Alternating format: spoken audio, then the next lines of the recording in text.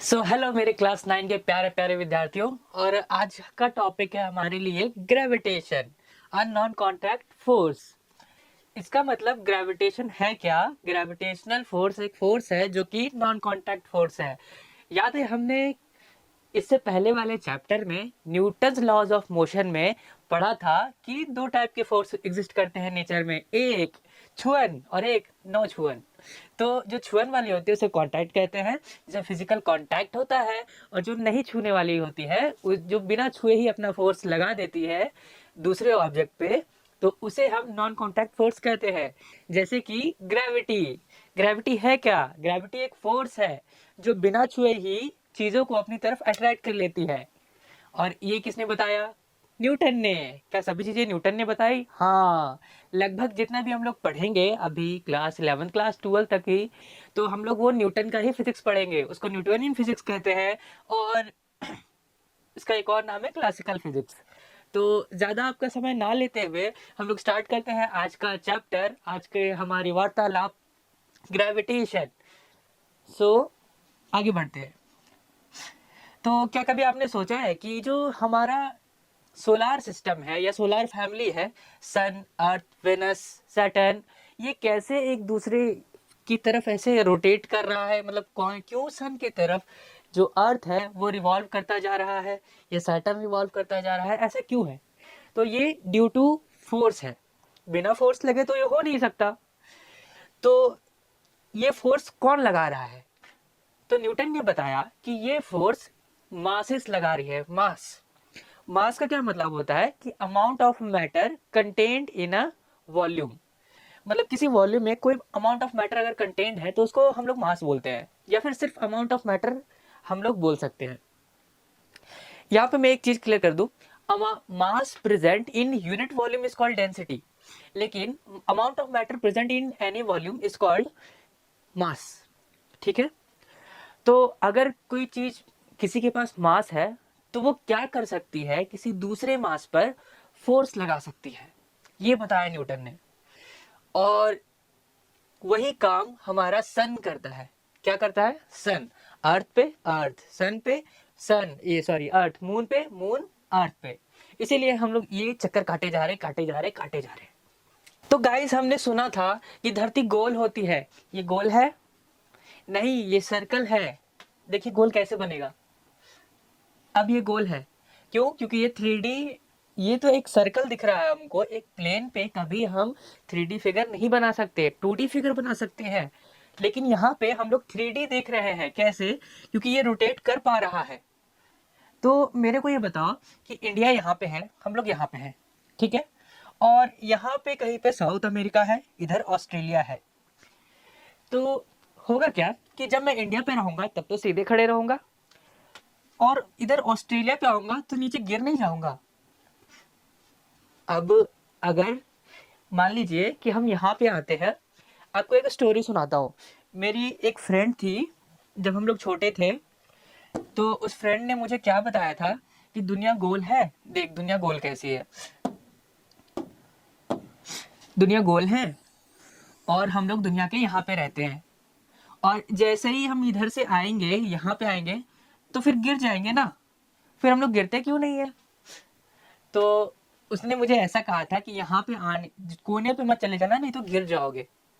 तो फिर हमने ये अपने भैया से पूछा, तो उन्होंने बताया कि ग्रेविटी नाम की कोई चीज होती है, और वो क्या करती है कि यहाँ वाला तो महसूस करेगा कि वो सीधा है, और यहाँ पे जो जमीन है अर्थ की, वो ऐसे खड़े रहेगा, फिर भी उसे लगेगा कि सीधा है, क्योंकि अर्थ अपने कोर की तरफ सबको खींचती है, कोर की तरफ फोर्स लगाती है। तो यहाँ भी खड़े रहेंगे तो ऐसे ऐसे फोर्स लगाएगी, और यहाँ भी खड़े रहेंगे तो भी हमें लगेगा कि हम तो सीधे ही है, क्योंकि अर्थ जो है अपने सेंटर की तरफ फोर्स लगा रही है। होप सो आपको कुछ कुछ समझ आया होगा। अब चलिए हम लोग देख लेते हैं वो एनिमेशन। ये अर्थ है, टोटल रिवॉल्यूशन, और ये देखिए एक सेब को ऐसे काट देते हैं ना, तो वो 3D होता है एक्चुअली में। तो वो डेप्थ दिखा रहा है। ये जो है ये कोर है, कोर है और ये लिक्विड स्टेट में होता है, एंड ये सारी चीजें ऐसे खींचता है, ये ऐसे इधर वाली चीज ऐसे खींचेगा, इधर वाली चीज ऐसे खींचेगा, हर चीज को अपने सेंटर की तरफ खींचता है। तो यहाँ भी सीधा ही लगेगा मुझे, और यहाँ भी मैं खड़ा रहूंगा तो मुझे सीधा ही लगेगा। पेन का कलर चेंज कर लेते हैं गाइस, समझ गए? बढ़िया, अब आगे चलते हैं।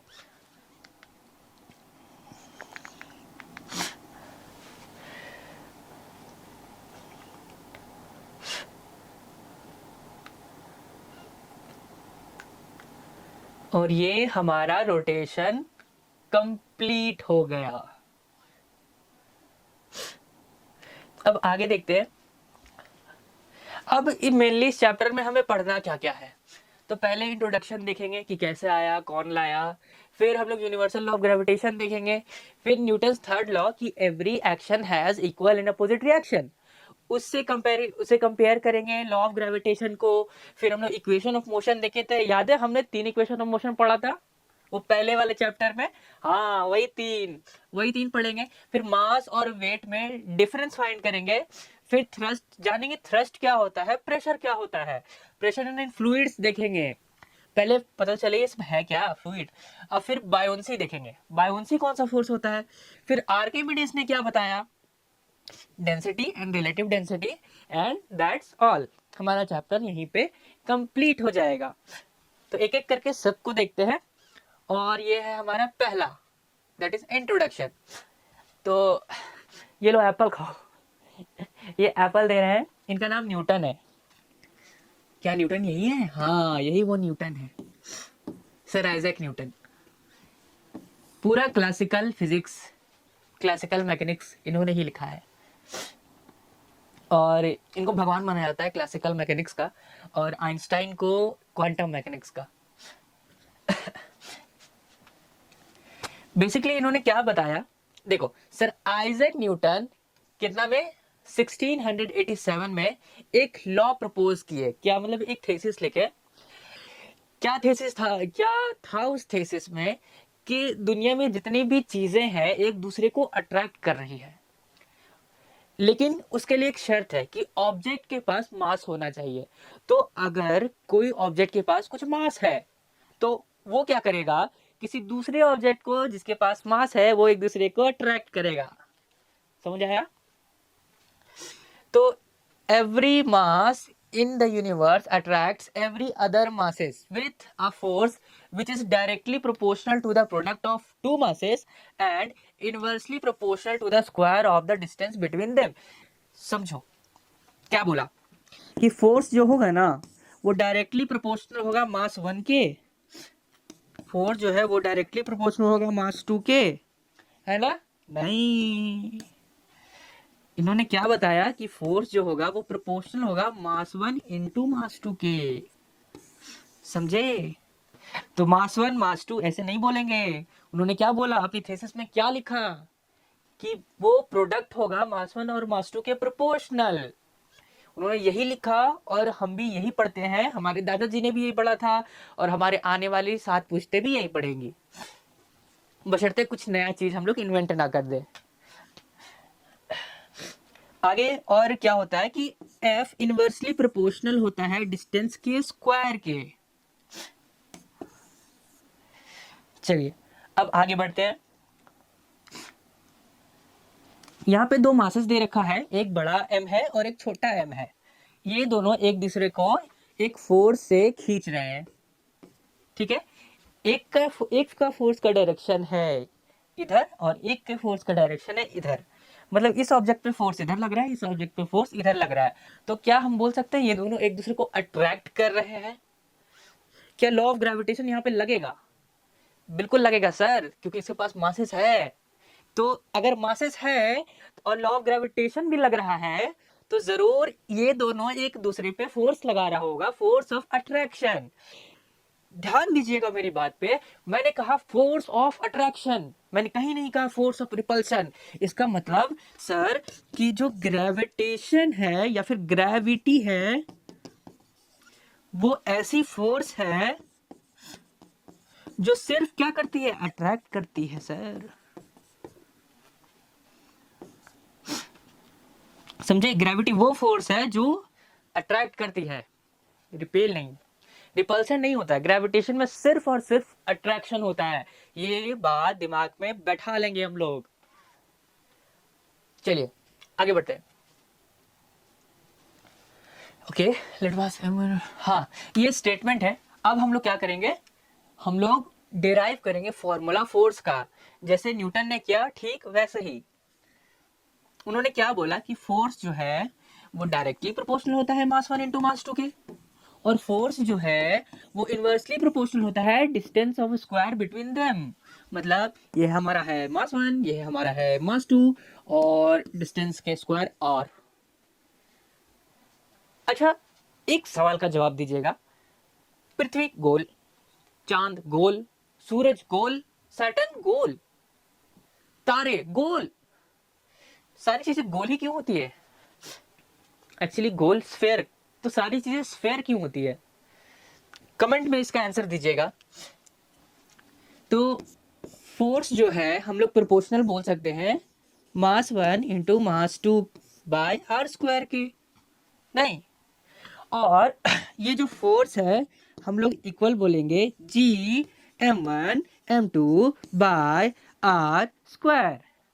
और भाई जी क्या है यहाँ पे, तो ये लो जी, G is known as constant and it is known as gravitational constant, और इसका वैल्यू होता है 6.67 into 10⁻11 newton metre square per kg square. अब ये कैसे पता सर चला सर, इसका यूनिट ऑफ जी भी देख लेते हैं।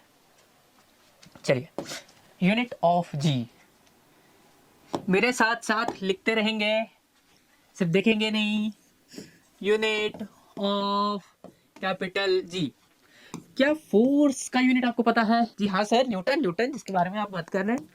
तो जी का यूनिट नहीं पता है, निकालना है। मास का unit m1 m2 bye r square, तो मास का यूनिट क्या होगा सर, इसका होता है न्यूटन, इसका होता है जी का यूनिट नहीं पता तो जी ही रखते हैं। और m1 m2 का यूनिट क्या होगा, KG into KG, m1 into m2 तो केजी इंटू केजी, इसका केजी, इसका भी केजी, तो KG into KG, KG square.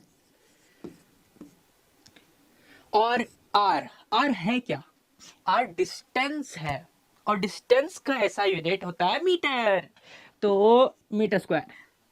ठीक है, तो जी का यूनिट क्या आ जाएगा, newton metre square per kg square, unit of जी।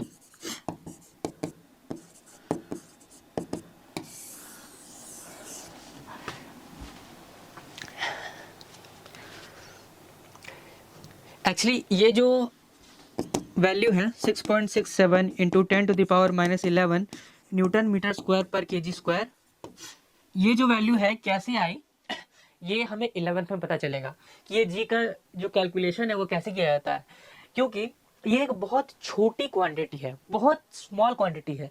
तो होगा क्या कि जो इंस्ट्रूमेंट यूज करेंगे हम लोग इस जी का वैल्यू फाइंड करने के लिए, वो बहुत ज़्यादा सेंसिटिव होता है, और उस सेंसिटिविटी के लिए हम लोग डेरिवेटिव्स का यूज करते हैं, डेरिवेटिव, इंटीग्रेशन। तो ये सब अभी हमने पढ़ा नहीं है, ये सब क्लास 11th में है, तो इसीलिए हम लोग को सिर्फ ये फोर्स का फॉर्मूला डिराइव करने के लिए बोला गया है, ना कि इसका निकालने के लिए। ठीक है, चलिए आगे बढ़ते हैं।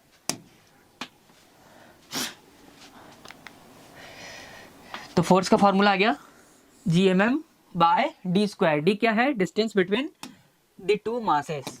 ठीक है, where g is the constant and known as gravitational constant and its value is 6.67 into 10⁻11 Newton meter square per kg square। आगे आ गया सर प्रैक्टिस का वक्त आ गया। चलिए कॉपी पेन लेके तैयार रहिए, और ये है हमारा सॉल्यूशन। वीडियो पॉज कीजिए, ट्राई कीजिए, उसके बाद सॉल्यूशन देखिए।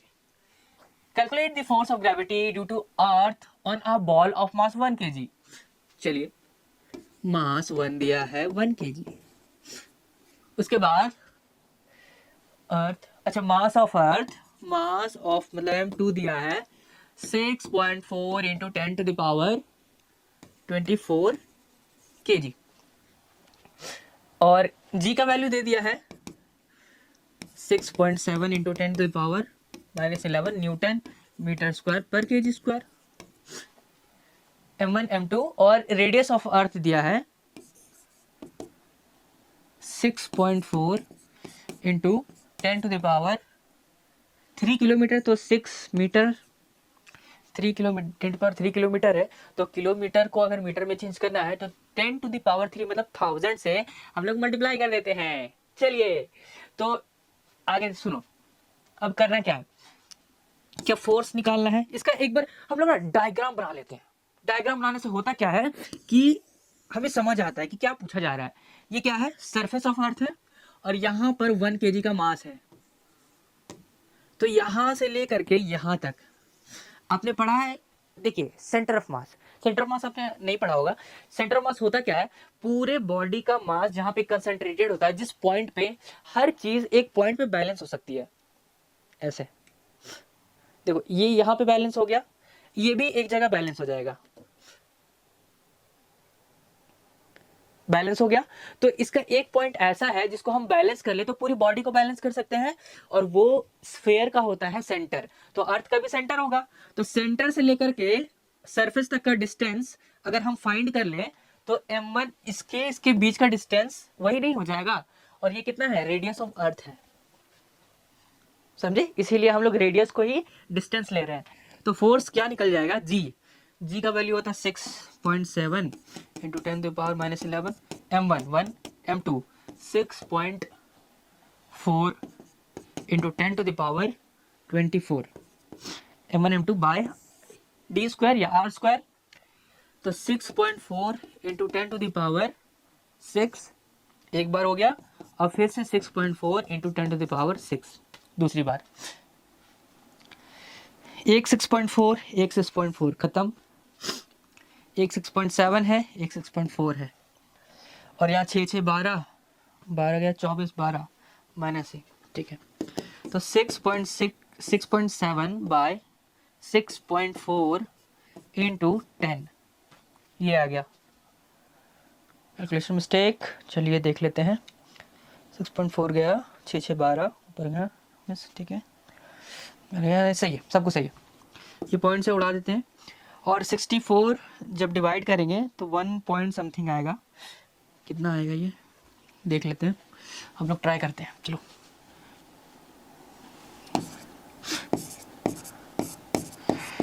1 बार में 64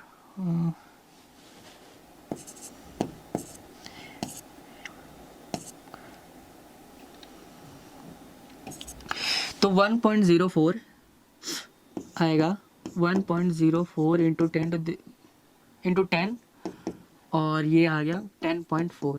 क्या आ गया, न्यूटन। वो इसलिए देखो 1 kg पे कितना लगा रहा है, 10.4 न्यूटन। कौन, अर्थ लगा रहा है। अब ये 10.4 न्यूटन जो है, इसको अप्रोक्सीमेटली हम लोग 10 ले सकते हैं। कितना ले सकते हैं, 10। ये क्यों ज्यादा आया, क्योंकि देखो 6.67 है तो थोड़ा ज्यादा आ रहा है, थोड़ा ज्यादा वैल्यू लिए हम, और ये जो है 6.4 कहाँ गया, ये 6.4 10⁻3, तो होता क्या है, ये थोड़ा कम ही होता है, ये थोड़ा कम, हाँ कम होता है। तो ये ऑल टोटल तुम्हारा अप्रोक्स कितना आ जाएगा, 10 न्यूटन आ जाएगा। समझे, तो 10 न्यूटन इसका आंसर है। आगे बढ़ते हैं, चलिए। अब Newton's law of gravitation and Newton's third law, every action has equal and opposite reaction. अगर मैं आपको बोलूं एक जंप मारने, मतलब जंप कैसे मारेंगे, ऐसे करके जंप मारेंगे, तो होगा क्या कि ये दिखेगा कि किसी ने जंप मारा और वो वापस धरती के पास आ गया। अगर हम जितना फोर्स हमारी धरती माता पे लगा रहे हैं, उतना ही फोर्स धरती माता हम पे लगा रही है, तो हम जब कूदे और जब हम नीचे आ रहे थे तो उतना अर्थ को भी तो ऊपर आना चाहिए था। करेक्ट, ठीक, समझ आ रहा है। आगे सुनो, तो ऐसा तो हुआ नहीं कि धरती मेरे पास आई, हम ही धरती के पास चले गए। क्यों हुआ ऐसा, अगर ये सत्य है कि Newton's third law of motion काम करता है न्यूटन लॉ ऑफ ग्रेविटेशन पे, तो उसको भी तो उतना ही मूव करना चाहिए था, लेकिन ऐसा तो हुआ नहीं। तो क्या इसका मतलब ये रॉन्ग है? नहीं, इसमें एक कैच है। वो कैच क्या है, ध्यान से सुनना। सेकेंड लॉ ऑफ मोशन जानते हैं आप लोग, F इक्वल्स टू ma। तो फोर्स ये तो कांस्टेंट है, इसका मतलब मास इनवर्सली प्रोपोर्शनल है एक्सेलरेशन के। फोर्स तो कांस्टेंट है ना, जितना हम लगाए उतना धरती मेरे ऊपर लगा दी, समझे? तो ये कांस्टेंट हो गया। तो मास जो है इनवर्सली प्रोपोर्शनल है एक्सेलरेशन के, मतलब बॉडी में एक्सेलरेशन आएगा, जिसके पास मास ज्यादा उसका एक्सेलरेशन सबसे कम, जिसका m ज्यादा उसका एक्सेलरेशन कम। अब बताओ कि धरती का मास कितना, 6.4 इंटू 10⁻24 kg, और मेरा मुश्किल से या आपका मुश्किल से kg कितना होगा, ज्यादा से ज्यादा हमको लगता है 80 kg। कहाँ स्टैंड करता है 80 kg इसके सामने? कहीं पर भी नहीं। तो इसमें जो एक्सेलरेशन प्रोड्यूस होगा वो बहुत ज्यादा होगा जितना इसमें। ये समझ आया? तो अर्थ भी मेरे तरफ मूव की, लेकिन वो इतना कम था कि हम लोग उसको नेग्लेक्ट कर सकते हैं। हमको क्यों उसके पास इतना आना पड़ा? क्योंकि मेरा जो मास है वो बहुत कम है। यही लिखा गया from Newton second law, A equals to F/m। तो इनवर्सली प्रोपोर्शनल हो गया relation. So acceleration produce in a body is inversely proportional to the masses of the object. चलिए आगे बढ़ते हैं। तो आइए बच्चों देख लेते हैं कि फ्री फॉल क्या होता है।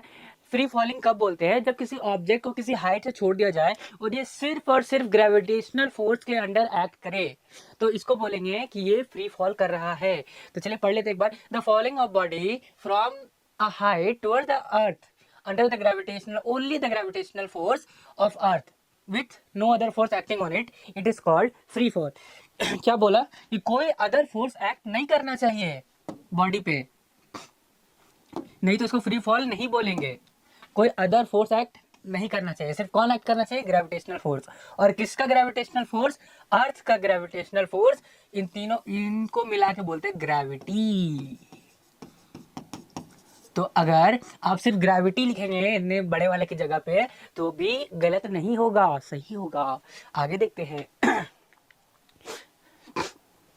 याद है वो पुराने दिन, वो इक्वेशन ऑफ मोशन 3 थे। तो अब कुछ नहीं करेंगे, हम लोग क्या करेंगे, जो s था वो डिस्प्लेसमेंट था, उसको चेंज कर देंगे h से, और जो a था एक्सेलरेशन था, और उसको चेंज कर देंगे g से। एक बार प्लस g से, एक बार माइनस g से। अब सर प्लस g कब लेंगे, माइनस g कब लेंगे? देख देख बच्चा, अब समझ कि क्या बोलना चाह रहा हूँ मैं बोलना चाह रहा हूँ कि जब मैं इस ऑब्जेक्ट को ऐसे फेंका ऊपर की तरफ, तो ये ऐसे ऊपर गया और इसकी velocity at the maximum height 0 हो गई। कितनी हो गई? 0 हो गई। तो इसका मतलब यहाँ पे कुछ वेलोसिटी थी और फिर यहाँ आते आते 0 हो गई, इसका मतलब डिक्रीज की। तो जहां पे डिक्रीज की वहां पे एक्सेलरेशन नहीं बोला जाता, उसको रिटार्डेशन बोला जाता है, और वो रिटार्डेशन नेगेटिव आता है, इसलिए प्लस जी लेंगे। तो जब हम बॉडी को ऊपर फेंकेंगे, when a body free falling downward, it velocity increases, तो a प्लस जी होता है। And when body is thrown vertically upward, speed of object is decreasing and a equals to minus g. तो जब इसको change कर लेंगे पूरे तरह से, तो हमारे पास क्या आ जाएगा? v equals to u plus g t, जब बॉडी ऊपर से नीचे की तरफ छोड़ रहा है, और s equal to u t plus half g t square, और v square minus u square equals to 2gh। h होगा यहाँ पे, s नहीं होगा, h, वही यहाँ पे h होगा। तो ये माइनस में होगा। क्यों माइनस में होगा? क्योंकि वेलोसिटी डिक्रीज कर रही है, फिर स्पीड जो है वो डिक्रीज कर रही है। होप सो आपको इस क्लियर है। और आगे बढ़ते हैं। इसके बाद हम लोग करेंगे एक छोटा सा क्वेश्चन। हाँ, a ball is thrown vertically upward with a velocity of 49 metre per second, calculate the maximum height of which it rises. इसका क्या मतलब हुआ कि एक ऑब्जेक्ट, एक बॉल है, इसको हम फेंके ऊपर की तरफ 49 मीटर पर सेकंड की स्पीड से। ध्यान देना मैंने क्या बोला, 49 मीटर पर सेकंड की स्पीड से मैंने ऊपर फेंका, तो ये कहां तक जाएगा वो मैक्सिमम हाइट निकालनी है। h क्या होगा, और टोटल टाइम t, मतलब ऊपर जाने का और नीचे आने का टोटल टाइम कितना लगा वो भी निकालना है। समझ आ रहा है? चलो तो गिवन लिख लेते हैं। ठीक है सर, गिवन लिख लेते हैं। क्या है गिवन में?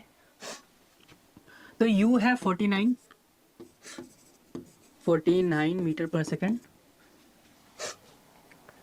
एच निकालना है, जी हमें नहीं दे रखा तो हम लेंगे जी 9.8 metre per second square. Sir metre per second square क्यों? क्योंकि एक्सेलरेशन है, एक्सेलरेशन का यूनिट होता है मीटर पर सेकंड स्क्वायर। और ये आपको याद होना चाहिए, ये चीज़ नोट करके लिख लेना कि जब नहीं दिया रहे तो जी का वैल्यू कितना लेते हैं 9.8, और जब दिया रहे कि जी का वैल्यू लेना है 10 तो फिर 10 लेंगे, वैसे प्रोसीड करेंगे। अब इसके बाद क्या बच्चों, इसके बाद हम लोग करेंगे, लिखेंगे क्या, हम लोग को निकालना है हाइट और टाइम। तो चल, हमको ये पता है कि यहाँ पे 49 था और यहाँ पे वेलोसिटी v जो है वो 0 हो जाएगा। तो याद कर थर्ड इक्वेशन ऑफ मोशन, यहाँ से ऊपर जा रहा है तो माइनस जी टी लेंगे, क्योंकि जब भी ऊपर जाता है तो स्पीड क्या होती है, घटती है। तो v square minus u square equals to 2gh, नहीं माइनस 2gh, क्योंकि स्पीड क्या हो रही है, डिक्रीज कर रही है। तो v तो 0 है तो ये पूरा 0, माइनस ऑफ यू स्क्वायर मतलब 49 into 49 equals to 2 into 9.8 minus में h, तो माइनस माइनस खत्म इधर, और 49 2 जा और 2 to 4, तो हाइट आ जाएगा h क्या आ गया 49/4, और ये कितने बार में कट जाएगा 1 12.25 मीटर हाइट, समझे। और टोटल टाइम कितना लगेगा, तो याद कर एक और फार्मूला है हमारे पास, पहला वाला, सही पकड़े हैं। तो v equals to u minus g t, मतलब यहाँ से यहाँ तक का time u minus g t लगेगा, v equals to u minus g t, v 0 है तो 0 equals 49 minus 9.8 into time t, ये दिया ये दिया ये दिया, ये निकल जाएगा, बिल्कुल निकल जाएगा। तो t इक्वल्स टू आ जाएगा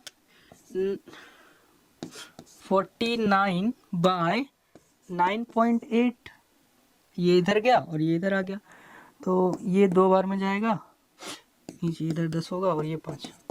तो इसका मतलब टाइम कितना लगा, टाइम ऑफ एसेंट और टाइम ऑफ डिसेंट, इसको टाइम ऑफ एसेंट कहते हैं। तो अगर ये 5 लगा है तो वो भी 5 ही लगेगा, ये 5 लगा है तो वो भी 5 ही सेकंड लगेगा। तो ये कितना लगेगा 5 सेकंड, तो 5 सेकंड जाने में और 5 सेकंड आने में, तो टोटल टाइम कितना हो गया 10 सेकंड। तो टोटल टाइम लिखेंगे 5 + 5 दैट इज 10 सेकेंड्स। तो ये है पूरा सॉल्यूशन, और आगे बढ़ते हैं। मास क्या होता है बच्चों, मास तो जो मास होता है अमाउंट ऑफ मैटर, देखो अमाउंट ऑफ मैटर क्या होता है, amount quantity of matter present in the body, इसको मास कहते हैं। मैटर क्या होता है, जो स्पेस ऑक्युपाई करे और उसके पास कुछ मास हो, तो इसको मैटर कहते हैं। और the amount of matter present in a volume is called mass, ठीक है। मास जो होता है वो स्केलर क्वांटिटी होती है, वेक्टर नहीं होती, स्केलर होती है। Mass of the body is constant and does not change from place to place. देखो मास चेंज नहीं होता, वेट चेंज होता है। वेट और मास दोनों अलग अलग चीजें हैं। मास को हम मेजर करते हैं केजी में और वेट को हम लोग मेजर करते हैं न्यूटन में।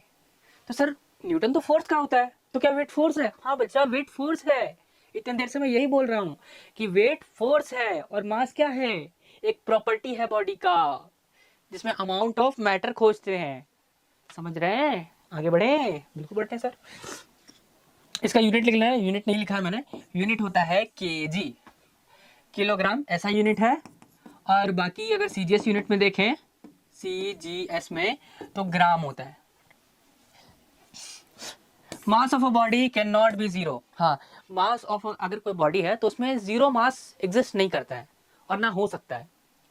तो और ये किस में मेजर करते हैं, बीम बैलेंस में, याद रखिएगा इसका नाम बीम बैलेंस है, बीम बैलेंस। ये तराजू है ना, बीम बैलेंस है। तो अगर कभी आप बैगन खरीदने जाओ तो, हाँ बैगन,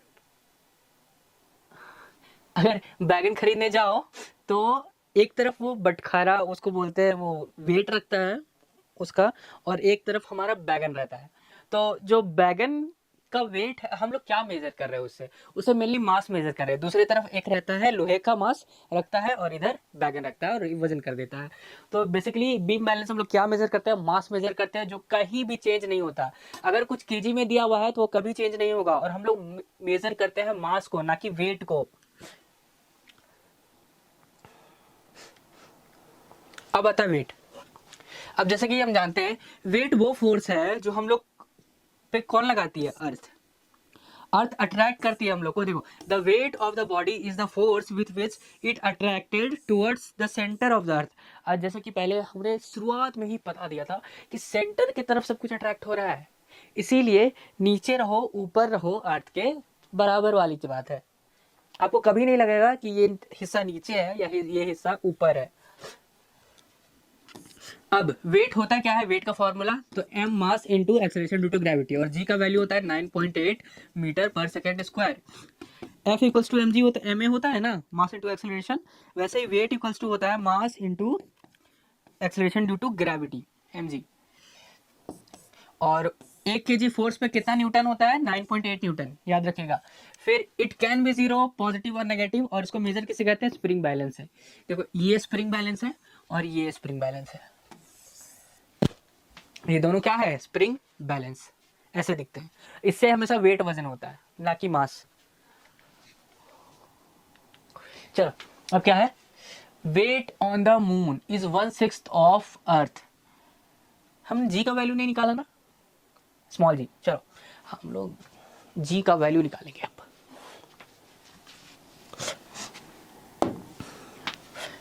देखो स्मॉल जी का वैल्यू कैसे निकालते हैं। अब एक मास लेते हैं m, उस पर अर्थ फोर्स लगा रही है जिसको ग्रेविटी बोलते हैं। तो क्या होगा वो force, m of object, m of earth by radius of the earth बराबर ये फोर्स लगेगा और एक g मल्टीप्लाई कर देंगे। तुम ध्यान से देखो तो g का वैल्यू होता है 6.67 into 10⁻⁻11 Newton metre square per kg square. Mass of object को m ही रखते हैं, छोटा m, और मास ऑफ द अर्थ को 6.7, ये 6.4 इंटू 10⁻24 केजी, इतना रख दिए। और mass of radius of earth है 6400 किलोमीटर, या फिर 6.4 इंटू 10⁻6 मीटर्स। अब बाय न्यूटन सेकेंड लॉ,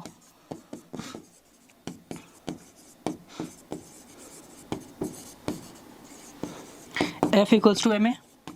तो हम लोग निकाल किस पे रहे हैं, ये अर्थ है और यहाँ पे एक छोटा सा मास है m, उस पे निकाल रहे हैं, छोटे वाले m पे।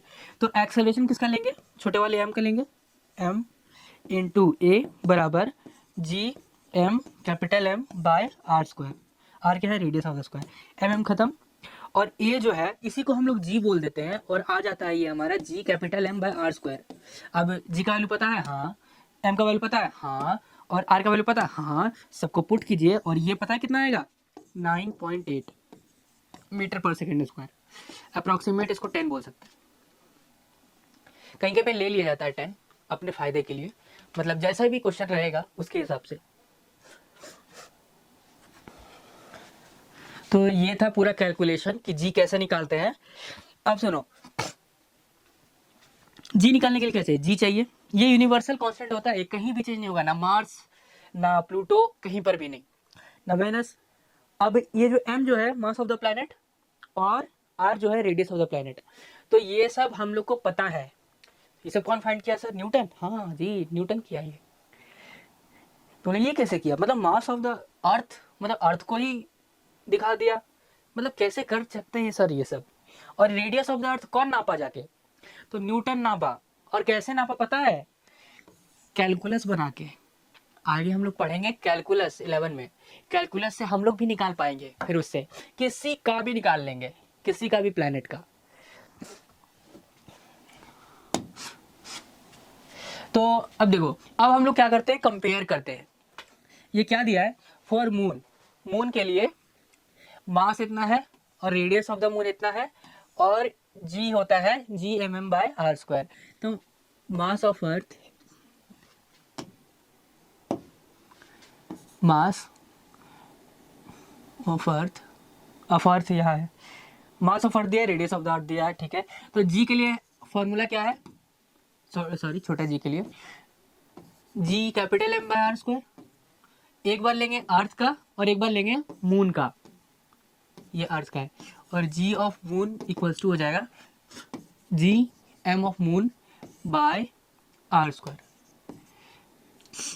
अगर ध्यान से देखा जाए तो ये जो जी है वो ऑब्जेक्ट के मास पे डिपेंड नहीं करता। तो अगर हम फेदर को भी छोड़े और एक हैवी ऑब्जेक्ट मतलब लोहे को भी छोड़े तो दोनों सेम स्पीड से ही नीचे गिरेगी।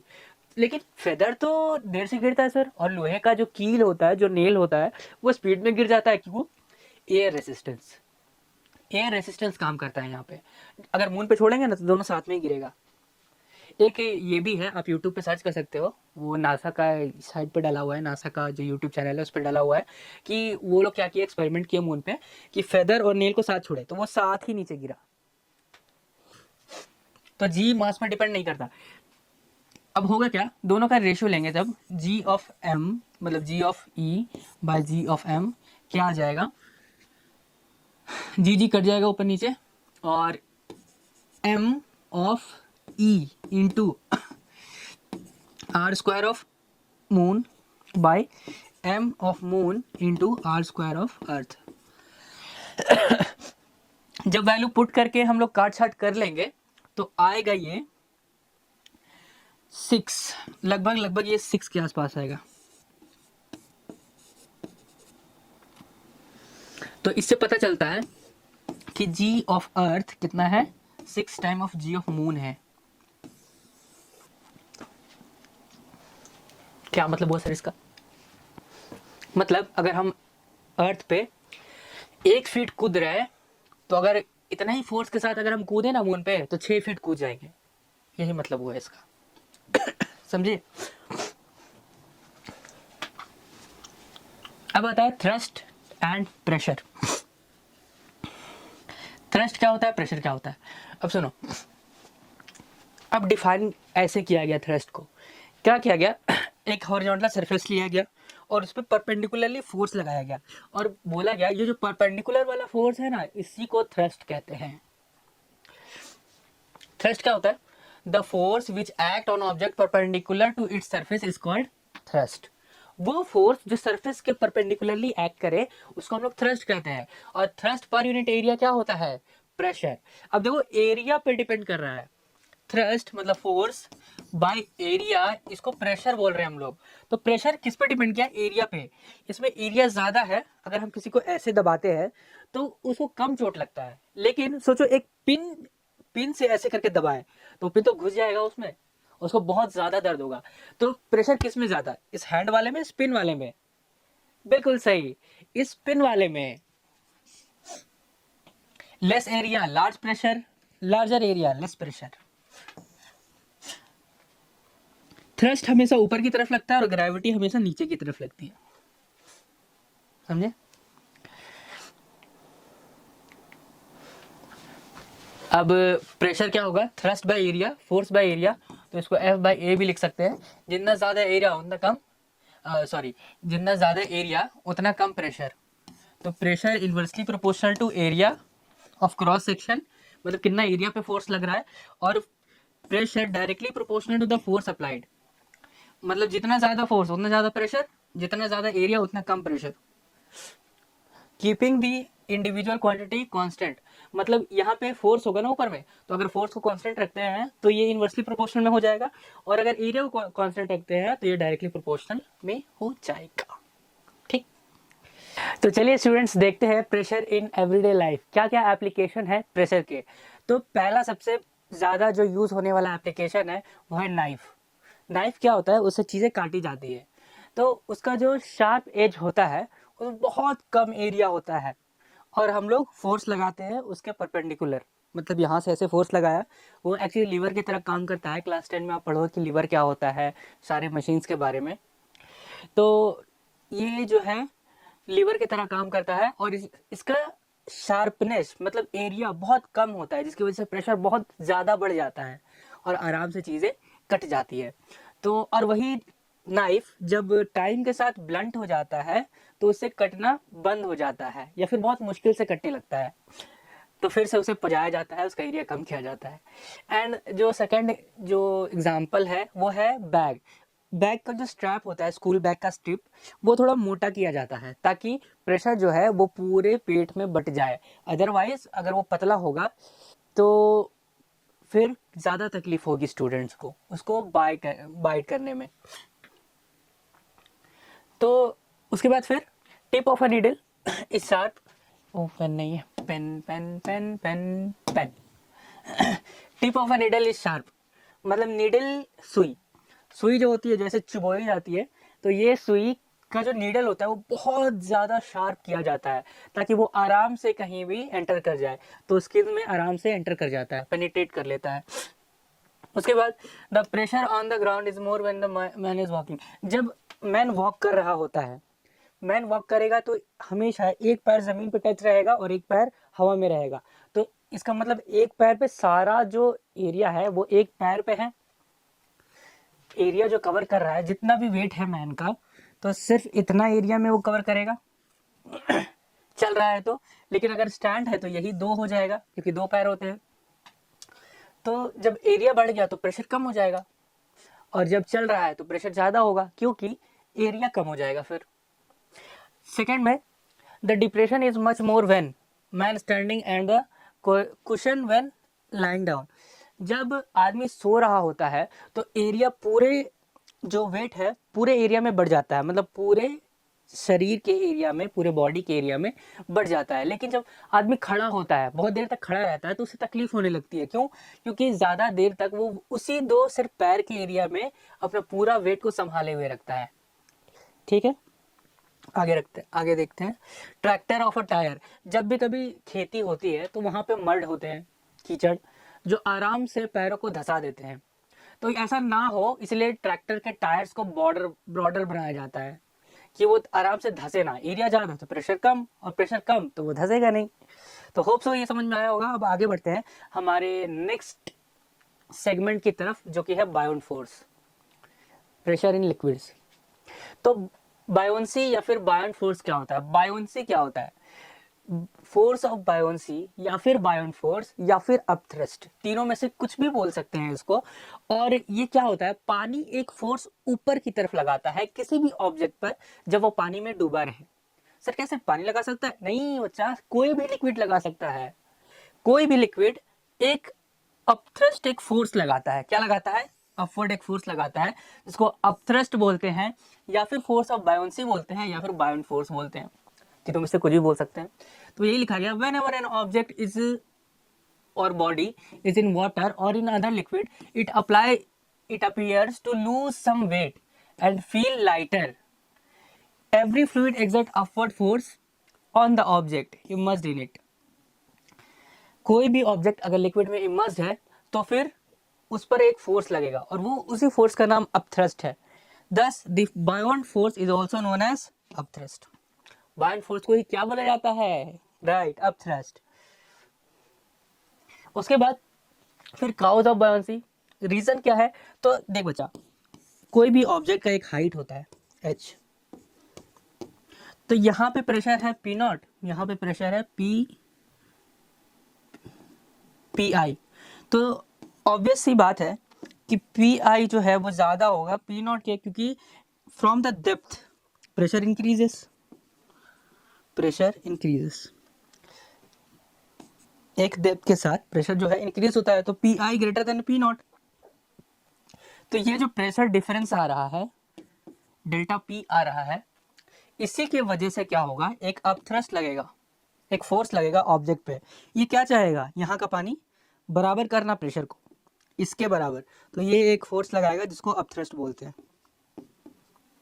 और mg जो है वो नीचे लग रहा है, mg माइनस अपथ्रस्ट। तो इसका जो वेट निकलेगा, वेट पानी के अंदर, वेट इन वाटर, क्या निकलेगा?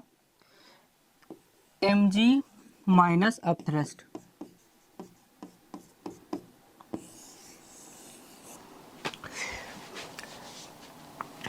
It is buoyant force which makes heavy object lighter. Buoyant force है. The cause of buoyant force is pressure difference between top and the bottom of object immersed in fluid. Fluid में जो object हमने immersed कर दिया है उसी immersed उसके pressure difference के वजह से इस पे फोर्स लगता है. किस पे? किसी भी बॉडी पे. मतलब ये यहाँ पे प्रेशर और यहाँ पे प्रेशर दोनों अलग अलग रहेगा. यहाँ पे प्रेशर और यहाँ पे प्रेशर दोनों अलग अलग रहेगा. इसीलिए ये एक पुश करेगा पानी इस मैन को ऊपर की तरफ. तो इसको लगेगा कि मेरा वेट जो है वो कम हो गया है. असल में ऐसा कुछ नहीं होता है. तो फैक्टर अफेक्टिंग बाउंड फोर्स, तो दो फैक्टर्स हैं. पहला फैक्टर है वॉल्यूम ऑफ ऑब्जेक्ट और दूसरा फैक्टर है density of the liquid. Density of object नहीं, डेंसिटी ऑफ द लिक्विड. वो डिपेंड करेगा कि हम किस में तैरना चाहते हैं. मर्क्यूरी में तैरना चाहते हैं या पानी में तैरना चाहते हैं या तेल में तैरना चाहते हैं. तो वॉल्यूम ऑफ ऑब्जेक्ट देखना. वॉल्यूम मैंने कहा ना कि कोई ऑब्जेक्ट कहा. ऑब्जेक्ट के नेचर से कोई मतलब नहीं है. मतलब लोहे का बॉल पे भी उतना ही बाउंड फोर्स लगेगा जितना प्लास्टिक के बॉल पे लगेगा. है ना दिमाग घुमा देने वाला. तो volume of object immersed in liquid पहला, और दूसरा डेंसिटी ऑफ द लिक्विड. मतलब density of the liquid different density का क्या लिख सकते हो. ऑयल और सी वाटर, फिर रिवर वाटर,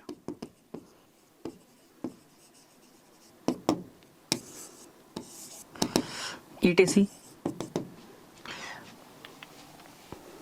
अब देखो, अब factor affecting bound force. Bound force कौन कौन सा फैक्टर है जो बाउंड फोर्स को अफेक्ट करता है. तो दो ही चीज करता है. एक वॉल्यूम ऑफ ऑब्जेक्ट और दूसरा, अच्छा बाउंड फोर्स, अच्छा ऑब्जेक्ट के बारे में पूछ रहा है, सॉरी वॉल्यूम के बारे में बोल रहा है कि सिर्फ वॉल्यूम ही डिपेंड करता है, उसका नेचर नहीं. जैसे कि लिखा है the magnitude of bound force is not depend on the nature of solid. मतलब ये अगर आयरन का भी होता, अगर आयरन का होता तो भी उतना ही फोर्स लगता पानी के द्वारा. और अगर एयर का है, इसके अंदर एयर भरा है, तो भी उतना ही फोर्स लगेगा बाय द वाटर. किस में ज्यादा फोर्स लगेगा, इस बॉल पे कि इस बॉल पे? ऑफ कोर्स इस बॉल पे, क्योंकि इसका वॉल्यूम ज्यादा है. एक्सपीरियंसेस लेस बाउंड फोर्स और एक्सपीरियंसेस मोर बाउंड फोर्स. और ये देखिए अपने भैया तैर रहे हैं. तो ये डेड सी है. ये कौन सा सी है? डेड सी. ये ऐसा सी है जहां पे कोई डूब ही नहीं सकता. नहीं डूबता इंसान. क्यों नहीं डूबता? क्योंकि इसका डेंसिटी बहुत ज्यादा है. और डेंसिटी ज्यादा तो बाउंड फोर्स ज्यादा. बाउंड फोर्स ज्यादा तो वो उतना ही वेट लूज कर जाएगा और वेट के बराबर हो जाएगा तो वो तैरने लगेगा आदमी. अगर बाउंड फोर्स और वेट दोनों बराबर हो गया, अपोजिट इन डायरेक्शन है, तो फिर वो तो कहीं मूव ही नहीं कर पाएगा, वहीं का वहीं खड़ा रहेगा. इसीलिए इसमें कोई डूबता नहीं है, क्योंकि इसका डेंसिटी ऑफ द लिक्विड बहुत ज्यादा है. एक क्वेश्चन है कि ऑयल का डेंसिटी वाटर से ज्यादा होता है कि कम होता है. कमेंट सेक्शन में इसका आंसर लिखिएगा. इसका आंसर है कि ऑयल का density of oil is less than density of water.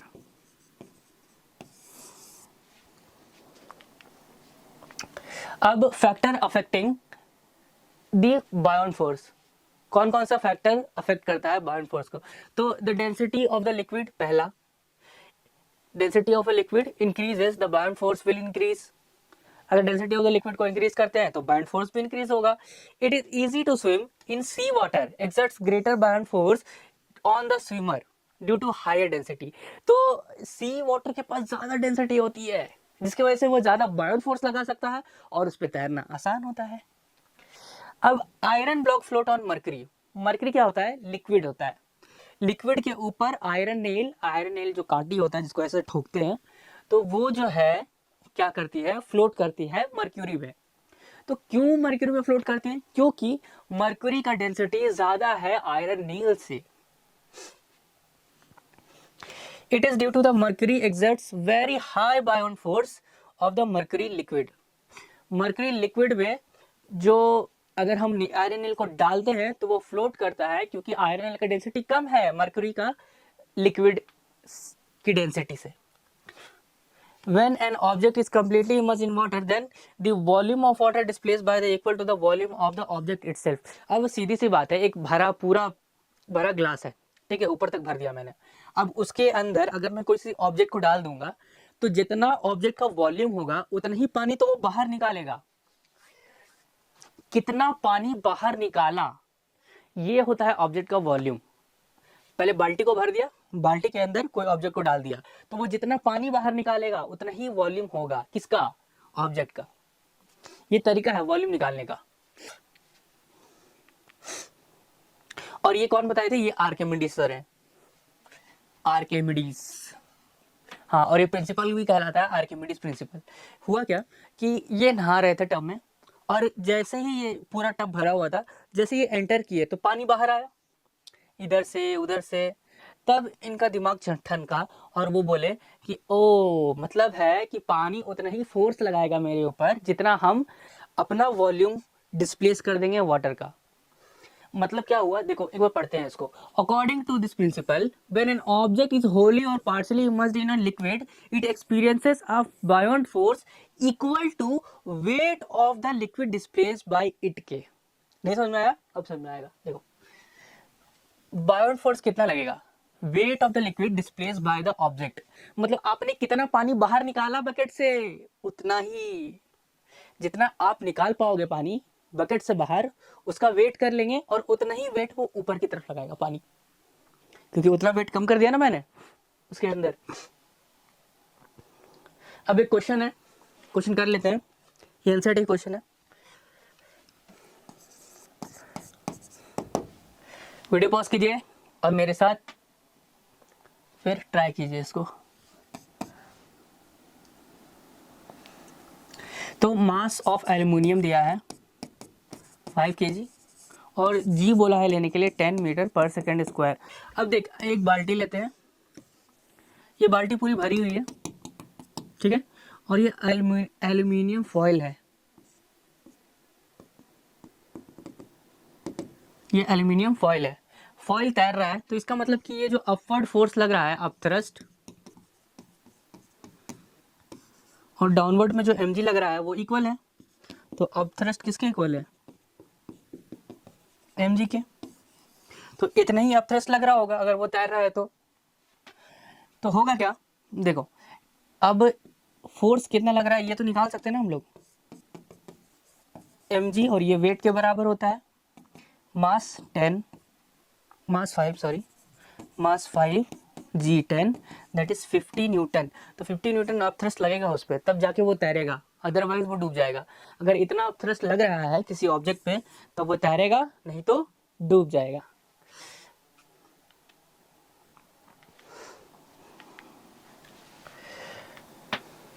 इसके बाद आता है application of Archimedes principal. Application कहाँ कहाँ है? अजी बहुत एप्लीकेशन है।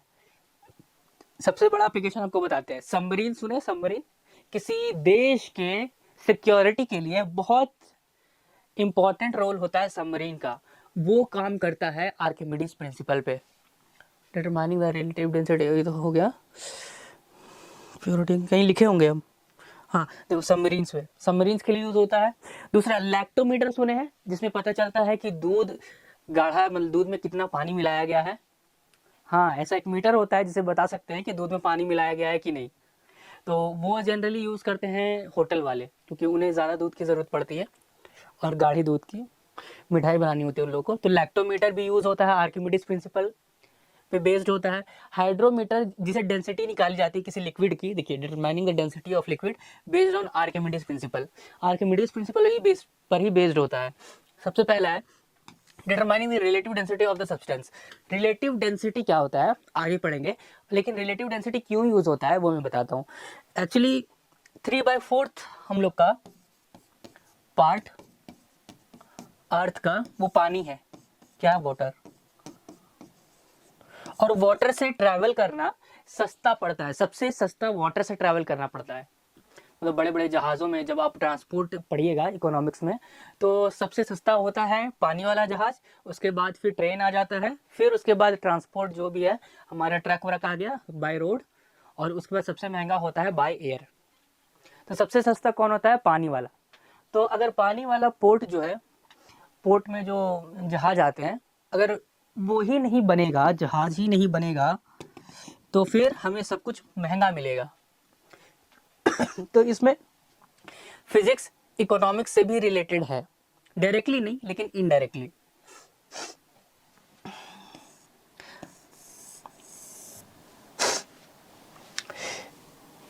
Archimedes principle many application uses important हाँ ठीक है principal use in determining the relative density. Relative density बताता है कि वाटर पे कोई चीज़ तैरेगी या डूब जाएगी। तो चलिए स्टूडेंट्स देख लेते हैं कि डेंसिटी क्या होता है। डेंसिटी को अगर समझना है तो हमको समझना पड़ेगा वॉल्यूम और मास। मास क्या होता है? Amount of matter present in a volume, इसको बोलते हैं मास इन एनी वॉल्यूम। और जब हम बोलेंगे मास पर यूनिट वॉल्यूम, एक छोटे से वॉल्यूम में कितना मास प्रेजेंट है तो उसको बोलेंगे डेंसिटी। तो डेंसिटी का डेफिनेशन होता है मास per unit volume. Mass per unit volume is called density. Density को रिप्रेजेंट करते हैं एक ग्रीक लेटर से जिसका नाम है रो। और डेंसिटी का फॉर्मूला क्या होता है? Mass by volume. Mass in unit volume. ये 1 मीटर क्यूब हो सकता है, 1 सेंटीमीटर क्यूब हो सकता है, डिपेंडिंग अपॉन कि क्या पूछा है। उसके बाद फिर इसका एसआई यूनिट। एसआई यूनिट कैसे निकालेंगे? मास का होता है केजी एसआई यूनिट और वॉल्यूम का होता है मीटर क्यूब। तो इसका एसआई यूनिट आ जाएगा केजी पर मीटर क्यूब। ठीक। और अदर यूनिट क्या होता है जो बहुत यूज करते हैं डेंसिटी के लिए? वो करते हैं ग्राम पर सेंटीमीटर क्यूब। मान लीजिए कि सिलेंड्रिकल चीज का हमको निकालना है डेंसिटी, तो कैसे निकालेंगे उसका डेंसिटी? तो हमें क्या चाहिए? मास। उसको क्या करेंगे? तराजू में वजन कर लेंगे, जो वेटिंग मशीन होती है उसमें वजन कर लेंगे। तो उसका मान लीजिए 5 ग्राम आया। ठीक है, छोटी सी थी, 5 ग्राम आया। और जब उसका वॉल्यूम निकाला गया, क्या निकाला गया? वॉल्यूम। वॉल्यूम क्या होता है? सिलेंडर का पाई आर स्क्वायर एच। तो जब वॉल्यूम निकाला गया तो वो निकल के आया 0.5 सेंटीमीटर क्यूब। तो होगा क्या? तो डेंसिटी कैसे लिखी जाएगी? Mass by volume. मास आया है 5 और वॉल्यूम आया है 0.5, दैट इज 50, दैट इज 10 ग्राम पर सेंटीमीटर क्यूब।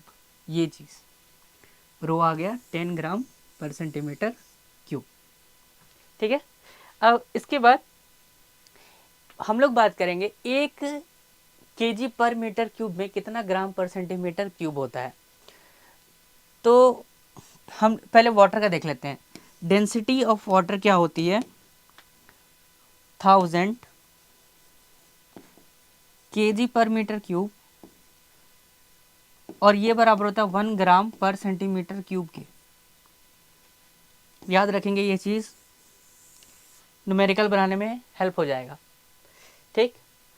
अब देखो 1 ग्राम पर सेंटीमीटर क्यूब में 1000 केजी पर मीटर क्यूब है। तो अब हमको निकालना है 1 केजी पर मीटर क्यूब में कितना ग्राम पर सेंटीमीटर क्यूब है। तो कुछ नहीं करेंगे, जस्ट इसको नीचे ले आएंगे। 1000 को जब नीचे ले आएंगे तो 1/1000 हो जाएगा इधर, और इधर 1 केजी पर मीटर क्यूब हो जाएगा। ठीक। तो 1 केजी पर मीटर क्यूब में कितना आएगा? 1 केजी पर मीटर क्यूब में कितना आएगा? 1/1000 ग्राम पर सेंटीमीटर क्यूब, इतना।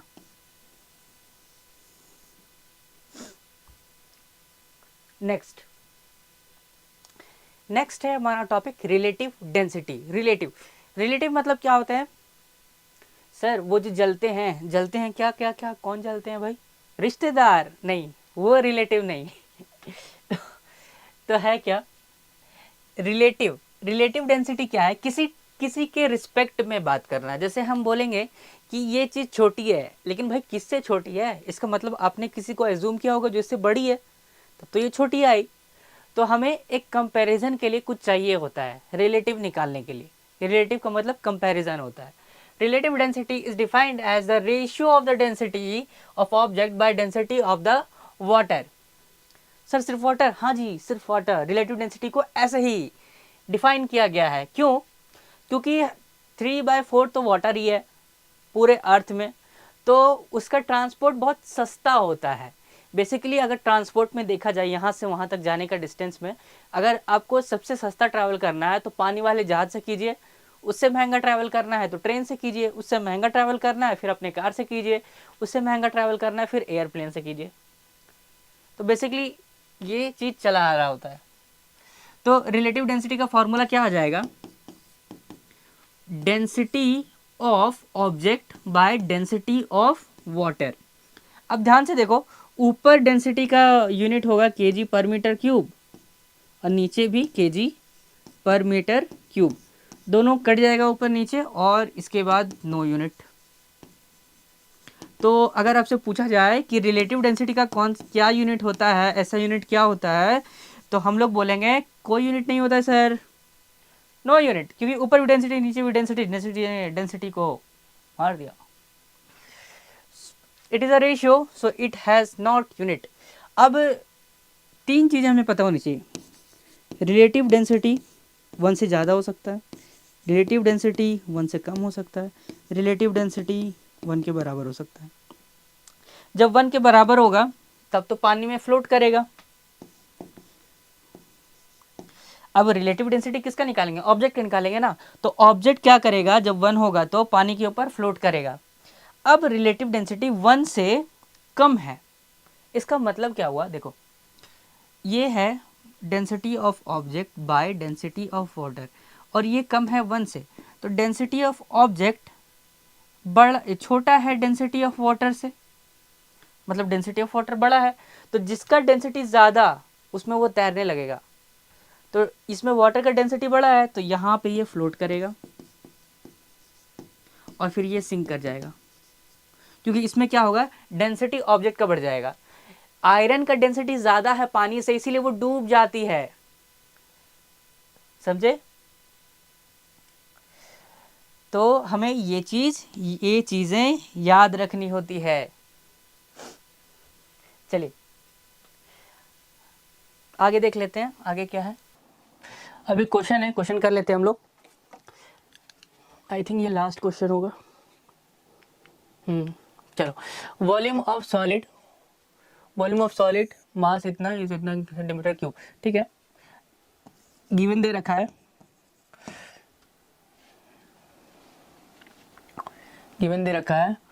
मास m 500 ग्राम्स और वॉल्यूम दे रखा है 350 सेंटीमीटर क्यूब। पूछ रहा है what will be the density of the solid. तो डेंसिटी ऑफ द सॉलिड क्या होता है, मास बाय वॉल्यूम। तो मास ऑफ द सॉलिड है 500 बाय ये 350, 0 0 खत्म, 10 7 10/7 ग्राम पर सेंटीमीटर क्यूब। 10/7 कितना आ जाएगा, ये अप्रॉक्सीमेटली आएगा 1.42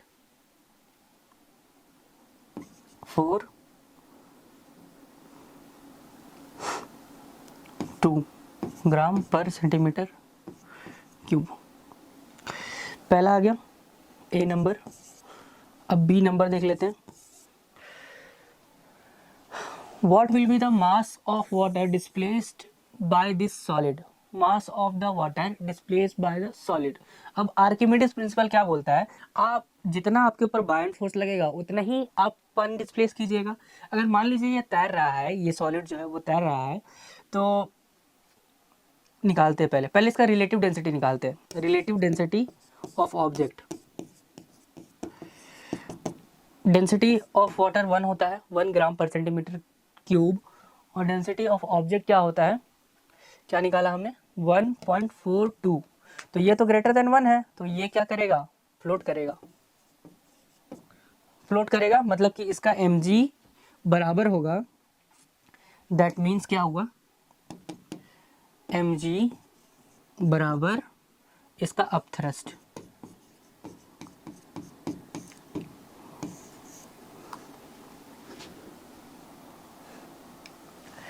What will be the relative density of the solid? Relative density ये सी नंबर है, रिलेटिव डेंसिटी ऑफ सॉलिड निकल गया। अब बी नंबर देखते हैं कि what will be the mass of water displaced by this solid.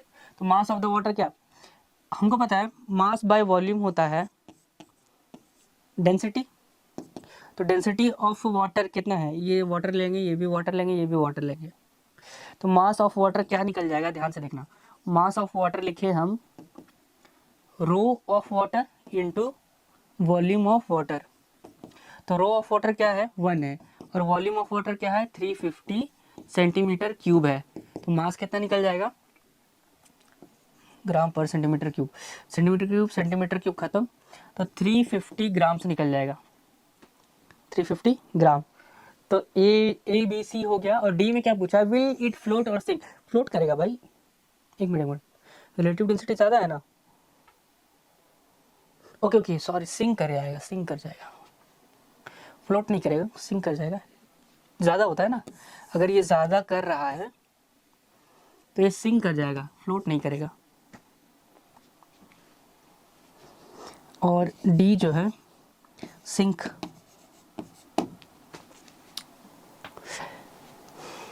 यहाँ तक क्लियर है। अब ये फ्रॉम आर्किमिडीज प्रिंसिपल है, आर्किमिडीज प्रिंसिपल।